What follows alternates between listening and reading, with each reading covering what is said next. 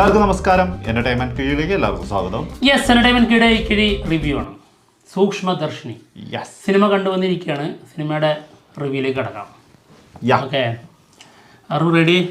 Yes, of course. 1 2 3 ready. ഒരു രക്ഷയില്ല. പോലീസാണ്. എന്താ പറയാ? അയ്യോ, എക്സൈറ്റ്മെന്റ് കാരണം എന്തൊക്കെയാണ് ഈ റിവ്യൂവിൽ വിളിച്ച് പറയാന്നുള്ളത് ഞങ്ങൾക്ക് അറിഞ്ഞുകൂടാ. എന്തൊക്കെയോ പറയാനുണ്ട്, പക്ഷെ അതൊക്കെ വരുമെന്നുള്ളത് പറഞ്ഞുകൂടാ. പിന്നെ പറയണമെന്ന് വിചാരിച്ചുള്ളിലിരിക്കുന്ന കാര്യങ്ങളൊക്കെ പറഞ്ഞു കഴിഞ്ഞാൽ നിങ്ങൾ വീട്ടിൽ വന്ന് ഞങ്ങളെ തല്ലും.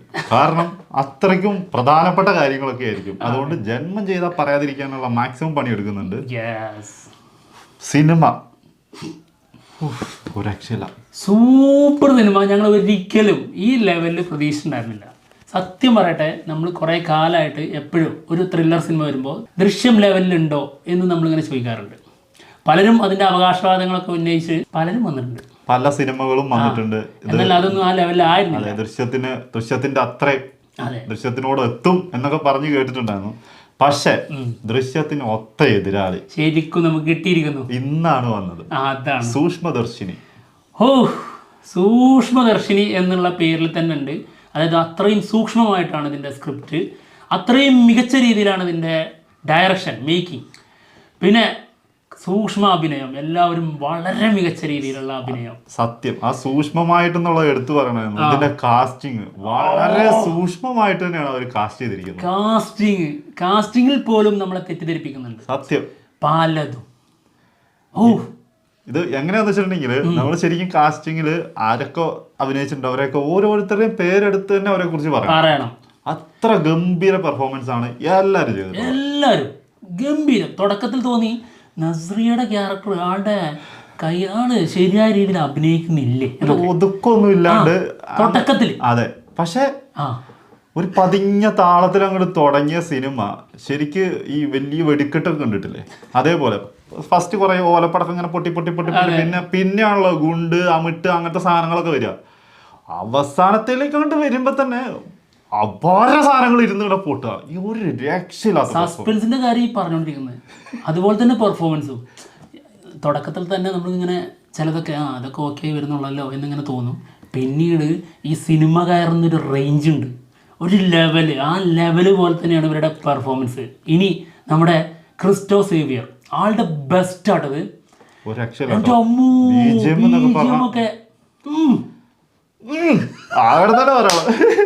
പിന്നെ ഇതിന്റെ ഡയറക്ടർ MC ജിതിൻ, ആളുടെ ഫസ്റ്റ് ഡയറക്ഷനാണ് ഈ സിനിമ.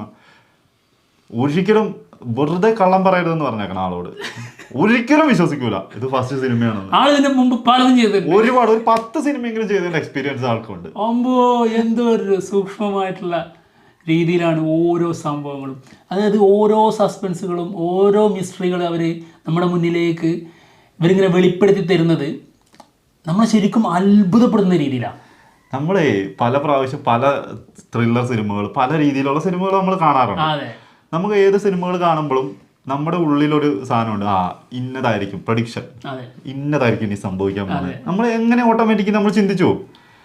ഈ സിനിമയിൽ കാണാൻ തുടങ്ങിയപ്പോൾ മുതൽ നമ്മൾ ചിന്തിക്കും ഒരു സ്ഥലത്ത് കൊണ്ട് ലോക്കാക്കും, സംഭവിക്കുന്ന വേറെന്തോ കാര്യങ്ങൾ. അതായത് സാധാരണ ഒരു ലെവലുണ്ടല്ലോ, അതൊക്കെ അപ്പുറം ഇവർ പോകൂല എന്ന് നമ്മളെ മനസ്സിലേക്ക് തോന്നിപ്പിക്കും.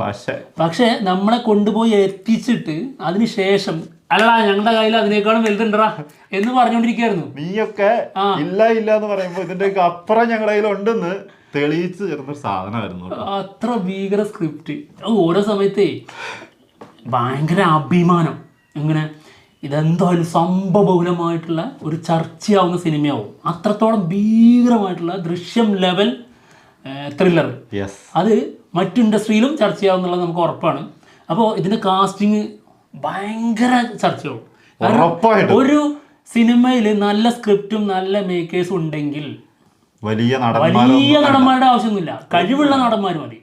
പിന്നെ സ്ക്രിപ്റ്റ് എന്ന് പറഞ്ഞ സാധനം ഉണ്ടല്ലോ, അത് വീണ്ടും എടുത്തു പറയാണ്. ഒരു സിനിമയുടെ അടിത്തറ എന്ന് പറയുന്ന സാധനം സ്ക്രിപ്റ്റ് തന്നെയാണെന്ന് ഈ സിനിമയിൽ നമുക്ക് മനസ്സിലാവും. കാരണം ഇതിന്റെ ഒരു പോക്കുണ്ട്.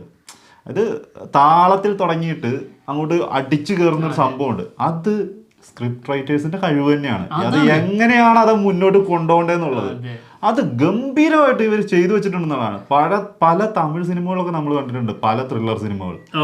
തമിഴന്മാരൊക്കെ ഇന്ന് അവിടെ ഇരുന്നിട്ട് ഇരിക്കും. അയ്യോ, ഞാൻ പറഞ്ഞത് അഭിമാനം തോന്നിയത്. അതായത് ഇവരിത് കാണുമ്പോ മലയാള സിനിമയിൽ നിന്ന് എന്തോരം ഡിഫറെന്റ് ആയിട്ടുള്ള സ്റ്റോറീസ്, എന്താണ് ഇവരുടെയൊക്കെ തലച്ചോറ് എന്നുള്ളത് അവർ ചിന്തിക്കും.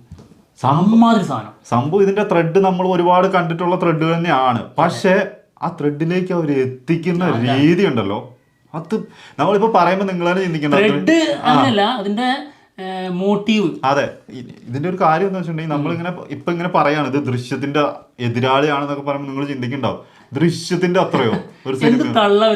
പക്ഷെ അങ്ങനെ പറയുന്ന ആരെങ്കിലും ഉണ്ടെങ്കിൽ നിങ്ങൾ പോയിട്ട് സിനിമ കണ്ടു കഴിഞ്ഞിട്ട് വന്നിട്ട് പറയാം. ഉറപ്പായിട്ടും. അതായത് വളരെ സിമ്പിളായിട്ട് ഇത് 100 കോടി അടിക്കും, ഉറപ്പാണ്. അടുത്ത 100 കോടി ചിത്രമാണ്. നമ്മൾ ഇപ്പോൾ ബേസിലാണല്ലോ ഇതിൽ, നസറി അവിടെ വലിയ സ്റ്റാറായിട്ട് തന്നെ ഉണ്ട്. ബേസിൽ എന്നുള്ള ലെവലിൽ ഒരു കണ്ടന്റിന് നമ്മളൊരു വലുപ്പം നമ്മൾ നിശ്ചയിച്ച് വെച്ചിട്ടുണ്ട്. എന്നാൽ ബേസിൽ നമ്മളോട് പറയാണ്, അതെ നിങ്ങൾ വിചാരിക്കുന്നതിന് അപ്പുറത്തുള്ള റേഞ്ചാണ് എനിക്കുള്ളത്. നീയൊന്നും കരുതല്ലടാ ഈ ഞാൻ എന്ന് നമ്മളെ വീണ്ടും തെളിയിച്ചിരിക്കുകയാണ്. അത്രല്ലേ ബേസിലിന്റെ ഇനി എടുത്തു പറയാം. ബേസിലിന്റെ ക്യാരക്ടർ ഗംഭീര ക്യാരക്ടറാണ്. നസ്രിയ അതിന്റെ അപ്പുറം ഇത് ഈ സിനിമ കൊണ്ടുപോയി എത്തിക്കുന്ന ഒരു രീതി ഉണ്ട്, അതിന് കിട്ടുന്ന ഒരു സാറ്റിസ്ഫാക്ഷൻ ലെവലുണ്ട്. പീക്കാണത്. നമ്മളിങ്ങനെ എന്താ പറയാ, ഇത് വീണ്ടും വീണ്ടും അങ്ങനെ തന്നെ വരുന്നത്. നമ്മള് ഇപ്പൊ കണ്ടുപിടിക്കും എന്ന് കരുതിക്കൊണ്ടിരിക്കുമ്പോതാ അടുത്ത വേറെന്തോ സാധനം നമ്മൾ തന്നെ ഇതിപ്പോ എന്തൊരു കൺഫ്യൂഷൻ ആക്കല. നമ്മളെ ഇട്ടിട്ട് ഇങ്ങനെ ചുറ്റിക്കാണ് തിയേറ്ററിൽ. അതിന് നമ്മുടെ ചിന്തകളെ ഇട്ടിട്ട് ഒരു സമയത്ത് ഞങ്ങളുടെ രണ്ടുപേർക്കും ഉണ്ടായതാണ്. ഞങ്ങളുടെ ആത്മാവ് അങ്ങ് ഇറങ്ങി പോയിട്ട് തിരിച്ചങ്ങ് കയറി. ഒരു സാധനം ഒരൊറ്റ ഷോട്ട് ഞെട്ടിയിട്ട് ഒരു നെഞ്ചൊക്കെ ഇടിപ്പങ്ങ് നിന്ന പോലെ ഒരു ഫീല്. അത് ഒരൊറ്റ സാധനമുള്ളൂ. അത് ഇങ്ങനെ പറയുന്നത് മനസ്സിലാവില്ല. അത് കണ്ടവർക്ക് അത് അതിന്റെ ഫീല് കിട്ടുള്ളൂ. ഇത്രേ ഉള്ളൂ. അതായത് ആ സീന് വരുന്നതിന് മുൻപ് ഇപ്പൊ കണ്ട ഒരാള് അടുത്തുണ്ട്, ആള് പറയാണ് ഇപ്പൊ നെട്ടൂട്ടോ എന്ന് നമ്മൾ പറഞ്ഞ് നമുക്ക് സൂചന തന്നിട്ട് നമ്മൾ കണ്ടാലും നമ്മൾ ഞെട്ടും. അതിനുശേഷം ആ സീൻ ആ ഒരു ഷോട്ട് പിന്നെ കാണിക്കുമ്പോൾ ആ ഞെട്ടല് പിന്നെ വരുന്നുണ്ട്. അത് അത് എന്താ പറയാ, വലിയൊരു രീതിയിൽ നമ്മൾ പ്രതീക്ഷിക്കുന്നില്ല. അങ്ങനത്തെ ഒരു സംഭവം അല്ലെങ്കിൽ അങ്ങനത്തെ ഒരു ഷോട്ട് അവിടെ നമ്മൾ പ്രതീക്ഷിക്കുന്നേ ഇല്ല. ആ പ്രതീക്ഷിക്കാത്ത സമയത്ത് ഒരു സാധനം കാണുകയാണ്. അയ്യോ, അത് കൊണ്ടുവന്നിരിക്കുന്നതോ അതൊക്കെയാണ് അതിന്റെ രസം. ഈ സ്ക്രിപ്റ്റിന്റെ ചിന്താഗതി, ഫസ്റ്റ് സാധനം, ലാസ്റ്റ് സാധനം, ഇപ്പൊ നമ്മൾ കണ്ട് ഞെട്ടി എന്ന് പറഞ്ഞ സാധനം, അതൊക്കെ എങ്ങനെ കണക്ട് ചെയ്യുന്നു എന്നുള്ളത് അത് ഓരോരുത്തരെയും നമുക്ക് സംശയം തോന്നിപ്പിക്കും. അതായത് ഈ ഇതിനകത്ത് അഭിനയിച്ചിട്ടുള്ള ആൾക്കാരിൽ ഓരോ ആൾക്കാരിലേക്ക് നമുക്ക് ഡൗട്ട് അടിപ്പിക്കും. ഡൗട്ട് എന്താണ് ഇവിടെ നടക്കുന്നത് നമുക്ക് അറിയുന്നില്ല. എന്താണ് ഇവിടെ നടക്കുന്നത്, വൻ പരിപാടിയാണ് നടക്കുന്നത് മാത്രം. അതെ, വൻ പരിപാടി. ആദ്യം നമ്മള് ഇതിപ്പോ അങ്ങനെയൊന്നും ഇല്ല, ഇത് വേറെന്തോ ഒരു പരിപാടി, മാറ്റ് പരിപാടിയൊക്കെ ചെറുതാണെന്നൊക്കെ തോന്നി. കാരണം എന്താ അറിയോ, നമ്മൾ നേരത്തെ പറഞ്ഞല്ലോ ബേസിലാണ്. അപ്പൊ ആ ലെവലിലേക്ക് ഉണ്ടാവുള്ളൂ എന്നുള്ള നമ്മുടെ മുൻധാരണ അതിലേക്ക് എത്തിച്ചിട്ട് പിന്നെ നടക്കുന്ന സാധനം നമ്മൾ പ്രതീക്ഷിക്കുന്നൊന്നുമല്ല, അതൊക്കെ മേലുള്ള പരിപാടിയാണ്. പിന്നെ ആർക്ക് എന്ത് ആരൊക്കെ, ഇതൊക്കെ നമ്മളെ ഭയങ്കരമായിട്ട് കൺഫ്യൂഷൻ അടുപ്പിച്ചിട്ട്, അതായത് നമുക്ക് സസ്പെൻസ് എന്നുള്ളത് ഒരു വശം, പിന്നെ നമുക്ക് ഈ നിഗൂഢത ഇങ്ങനെ ഫീൽ ചെയ്തിട്ട് എല്ലാത്തിലും പിന്നെ പേടിക്കുന്ന രീതിയിലുള്ള ചില സാധനങ്ങൾ. പിന്നെ അതിനൊക്കെ ഈ ഒരു സാധനങ്ങൾക്കൊക്കെ നമുക്ക് അതിന്റെ എഫക്റ്റ് വരുന്നത് നമ്മുടെ BGMന്റെ ഇത് കേട്ടോ, ഒരു രക്ഷയില്ല. കാരണം ചില കേറേണ്ട സ്ഥലങ്ങളുണ്ട്, ആ സമയത്ത് ഒരു കയറ്റം കയറുന്നുണ്ട്, അതും നമ്മളെ ഞെട്ടിച്ചുകൊണ്ടുള്ള സാധനമാണ്. അതും നമ്മൾ വിഷ്വൽ കണ്ടുകൊണ്ടിരിക്കുമ്പോൾ തന്നെ നമ്മളെ അട്ടി കൂടെ ഒക്കെ ഉണ്ട് ഒരു സാധനം പോകണം, ഒരു സൗണ്ട്. ഞാൻ എന്നോട് ചോദിക്കാം, ഇതിലേക്ക് കൂടെ ഒക്കെ വരുന്നത് അമ്മാരി ഭീകര സാധനങ്ങള്, ഭയങ്കര ടെൻഷൻ അടുപ്പിച്ചുകൊണ്ടാണ് സിനിമ മുന്നോട്ട് പോകുന്നത്. ഭീകര സാധനം. ഇതിപ്പോ ഞങ്ങൾ പറയുമ്പോ ഞങ്ങൾ എങ്ങനെയാ ഇത് പറയണെന്ന് അറിഞ്ഞൂടാ സത്യം കേട്ടോ. എക്സൈറ്റ്മെന്റിന്റെ, അതായത് ഒരു സിനിമ കണ്ടിട്ട് നമ്മൾ അന്ന് കണ്ടു നിർത്തിയ ദൃശ്യം അല്ലെങ്കിൽ ആ ഒരു സിനിമ നമ്മൾ കണ്ടു നിർത്തിയപ്പോൾ കിട്ടിയ ഒരു സംഭവം ഉണ്ടല്ലോ, ഒരു ഫീൽ ഉണ്ടല്ലോ, ആ ഫീൽ അതേപടി തിരിച്ചു കിട്ടിയത്. അങ്ങനെ ഒരു ത്രില്ലർ സിനിമ കണ്ട് ഇറങ്ങിയതിന്റെ ആ ഒരു ഹാപ്പിനെസ് ഉണ്ട് കേട്ടോ, ഒരു രക്ഷയില്ല. സത്യം പറയാം, അതിന്റെ മേക്കേഴ്സിന് പോലും മേ ബി, അതായത് ഇതെങ്ങനെ പ്രേക്ഷകർ എടുക്കുക എന്നുള്ളതൊന്നും ഇതിന്റെ കൂടെ ഇങ്ങനെ സഞ്ചരിച്ച് മേ ബി അവർക്ക് മനസ്സിലാക്കാൻ പറ്റിയിട്ടുണ്ടാവില്ല. നിങ്ങളോട് പറയാണ്, നിങ്ങൾ എടുത്തു വെച്ചിരിക്കുന്നത് ഒരു അത്ഭുത സിനിമയാണ്. സത്യമായിട്ടും ഞങ്ങൾക്ക് എന്തായാലും ഈ സിനിമ ഒരു സംഭവബഹുലമായ സിനിമ. ഈ സിനിമ വൻ ചർച്ചയായിരിക്കും അന്യഭാഷകളിൽ. സത്യമായിട്ടും പറയണത് അത്രയ്ക്കും ഗംഭീര ത്രില്ലർ സിനിമയാണ്. ഇവിടെ പിന്നെ മലയാളികളല്ലേ, നമുക്ക് ഇതല്ല അതുക്കും മേലെ എന്നുള്ള രീതിയിലുള്ള കഴിവുണ്ടെന്ന് നമുക്കറിയാം. അതത്രേ ഉള്ളൂ. എന്താണെങ്കിലും നമ്മുടെ കയ്യിൽ നിന്ന് അറിയാണ്ടൊന്നും വന്നിട്ടില്ല എന്ന് തന്നെയാണ് വിചാരിക്കുന്ന സിനിമയുടെ കാര്യങ്ങൾ. പക്ഷെ എന്തായാലും തിയേറ്റർ മസ്റ്റായിട്ട് വാച്ച് ചെയ്യേണ്ട സിനിമയാണ്. ഉറപ്പായിട്ടും പോയി കാണാം. ഓരോ നിമിഷവും നമ്മളെങ്ങനെ ചിന്തിപ്പിച്ചും പേടിപ്പിച്ചും മുന്നോട്ട് കൊണ്ടുപോകുന്ന ഒരു സിനിമ. ടെൻഷൻ അടുപ്പിച്ച്, അതെ, ഭീകരം. ഇതില് ലാസ്റ്റ് ഒരു സാധനം ഉണ്ട്, ഇങ്ങനെ വാ പൊളിച്ച് നിൽക്കുന്ന ഒരു സാധനം. അത് നമ്മുടെ പ്രേക്ഷകർക്കും കിട്ടും. സത്യം, നോ ഡൗട്ട്. പെർഫോം ചെയ്തവരുടെ ഓരോരുത്തരുടെ പേരെടുത്ത് പറയണം. അത് പറയേണ്ട ഒരു കടമ നമുക്കുണ്ട്. നസ്രിയ വേറെ ലെവലാണ്, ബേസിൽ ജോസഫ് വേറെ ലെവലാണ്, സിദ്ധാർത്ഥ് ഭരതൻ കാസ്റ്റിംഗിന്റെ ഒരു ലിസ്റ്റ് ഞാൻ എടുത്തിട്ടുണ്ട്. ജസ്റ്റ് ഒന്ന് എടുത്ത് വായിക്കാട്ടോ, അല്ലാണ്ട് നമുക്ക് ഓർമ്മ നിൽക്കൂല. മെറിൻ ഫിലിപ്പ്, പിന്നെ ആതിര രാജീവ്, പിന്നെ പൂജ മോഹൻരാജ്. പൂജയുടെ ഒരു സീനുണ്ട്, അത് എമ്മാരി ഒറിജിനാലിറ്റി അറിയോ സാധനം. അതിന് വേറെ ഷോട്ട്, അതായത് ആ ഷോട്ടിന് പക്ക പെർഫെക്ഷൻ ഒന്നും ഇല്ല തോന്നുന്നു. ശരിയായ രീതിയിൽ അത് തന്നെ യൂസ് ചെയ്തിട്ടുണ്ട്. കാരണം അത് പൂജ അത്രയും ഗംഭീരാക്കിയതുകൊണ്ട് ആ ഷോട്ട് തന്നെ അവരിട്ടു. അത് അത്ര അടിപൊളി ഒരു ഷോട്ടാണ്. മുറ്റത്തേക്ക് ചാടി ഇറങ്ങുന്ന സീന് അത് കൊറേ അത് എന്താ പറഞ്ഞാ മനസ്സിലാവില്ല, പോയി കാണാനേ. പിന്നെ ദീപക് മോനെ റേഞ്ച് അടിപൊളി നടനാട്ടോ, റേഞ്ച്. അതായത് ആൾക്ക് എപ്പോഴും ആളൊരു എന്താ പറയാ ഒരു സാധനം ഉണ്ട് ആളുടെ അഭിനയത്തില്. ഒരു ടൈപ്പ് പരിപാടി, ചില കഥാപാത്രങ്ങളുണ്ട്, അത് മാത്രം അതിന് ഒരുപാടൊന്നും ഉണ്ടാവില്ല. അതെ. അപ്പോൾ അങ്ങനെയല്ലാത്ത ഒരു മുഴുനീള ഒരു ക്യാരക്ടറാണ്. അത് മാത്രമല്ല നല്ല മെച്ചൂർഡായിട്ടുള്ള നടനാണ്.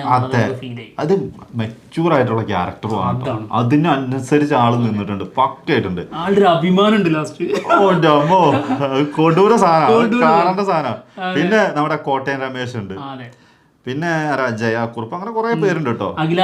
നമ്മുടെ അഖില. എന്തായാലും ഭാവന സ്റ്റുഡിയോനെ പ്രത്യേകം പറയാം. ഇവരൊരു സ്ക്രിപ്റ്റ് തിരഞ്ഞെടുക്കുന്നുണ്ടോ, അല്ല എങ്ങനെയാണ് ഇവർക്ക് ഇത്രയും നല്ല കണ്ടന്റുകൾ അവരുടെ കയ്യിൽ തന്നെ എത്തുന്നത് എന്നുള്ളതാണ് ഞാൻ ചിന്തിക്കുന്നത്. അതിനുള്ള സാധനം അവർ ചെയ്തു വെച്ചിട്ടുണ്ട് മുന്നേ. കാരണം അവര് സെലക്ട് ചെയ്തിരിക്കുന്ന സ്ക്രിപ്റ്റുകളൊക്കെ എടുത്ത് നോക്കിയാൽ അറിയാം, സിനിമകൾ നോക്കിയാൽ അറിയാം. പക്ഷെ വളരെ നല്ല സ്ക്രിപ്റ്റ് കിട്ടുമെന്ന് മാത്രല്ലേ, ഇവര് നല്ല വലിയ എസ്റ്റാബ്ലിഷ് ആയിട്ടുള്ള സംവിധായകരെ മാത്രമല്ല എടുക്കുന്നത്, പുതിയ ആൾക്കാരെ അവതരിപ്പിക്കുന്നത്.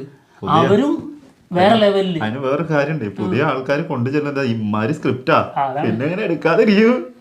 കൊടൂര സാധനമാണ് മക്കളെ, പോയി കണ്ടോ, അത്രേ പറയാനുള്ളൂ. പോയി കണ്ടിട്ട് അഭിപ്രായം പറയണം. നസ്രിയെ ഒളിമ്പിക് സ്റ്റാർ ആണെന്നുള്ളത് ബേസിൽ ജോസഫ് പറഞ്ഞിട്ടുണ്ടായിരുന്നു. ഒളിമ്പിക് എന്ന് പറഞ്ഞാൽ എന്താ, ഒളിമ്പിക്സ് പലതും ഉണ്ട്. അതായത് എല്ലാ രാജ്യത്തിലുള്ളതും ഒരുമിച്ച് നടക്കുന്ന ഒരു സംഭവബഹുലമായുള്ള പരിപാടിയാണ്. സത്യം. അപ്പോൾ അത് ഏറ്റവും വലുതാ, അത് തന്നെയാണ് വലിയ സിനിമ തന്നെ. 4 വർഷത്തിൽ ഇതുപോലെ ഇറക്കിയാണ്. നമ്മളിങ്ങനെ തുടക്കം മുതൽ ഇങ്ങനെ ആദ്യം പറഞ്ഞ സംഭവം തന്നെ, തുടക്കത്തില് കുറച്ചൊരു സംഭവം, ഇത് ഒരു പതുക്കെ പോകുന്ന സാധനം. കുറച്ചങ്ങോട്ട് കഴിഞ്ഞപ്പോ തന്നെ ഞങ്ങളിപ്പോ പരസ്പരം പറഞ്ഞു, എന്റെ മോനെ ഇത് ചെറിയ സിനിമയല്ല കേട്ടോ, ഇത് കളി മാറുന്ന ഒരു തലത്തിലോട്ട് പോവാണ് സിനിമ. അപ്പം മുതൽ നമ്മ ശ്രദ്ധിക്കാൻ തുടങ്ങിയ, പിന്നെ അങ്ങോട്ട് ആ ശ്രദ്ധ മാറ്റാൻ പറ്റിയിട്ടില്ല. പിന്നെ ഫുള്ളിങ്ങനെ ചിന്തകളാണ്. ഭയങ്കര സൂപ്പർ ആയിട്ടുള്ള സിനിമയാണ്. ധൈര്യമായിട്ട് പോയി ടിക്കറ്റ് എടുക്കാം. പരിപൂർണമായ സാറ്റിസ്ഫാക്ഷൻ. മാത്രമല്ല എന്തെങ്കിലുമൊക്കെ നന്നാക്കായിരുന്നു, അല്ലെങ്കിൽ അത് അങ്ങനെ ആവേണ്ടിയിരുന്നില്ല, അങ്ങനെയുള്ള ഒരു അഭിപ്രായമല്ല. എല്ലാം കൊണ്ടും തൃപ്തി നൽകുന്ന ഒരു സിനിമയാണ്. 10ൽ 10 ഇതാണ് ഞങ്ങളുടെ റേറ്റിംഗ്. തീർച്ചയായിട്ടും അത്ര ഗംഭീര സിനിമയാണ്. പോയി കാണുക, കണ്ടു കഴിഞ്ഞിട്ട് അഭിപ്രായങ്ങൾ പറയാം. ഞങ്ങൾ എന്തായാലും പോവാണ്. മറ്റുള്ള വിശേഷങ്ങളുമായിട്ട് ഉടനെ തന്നെ കാണാം. ബൈ. അത്രയില്ല.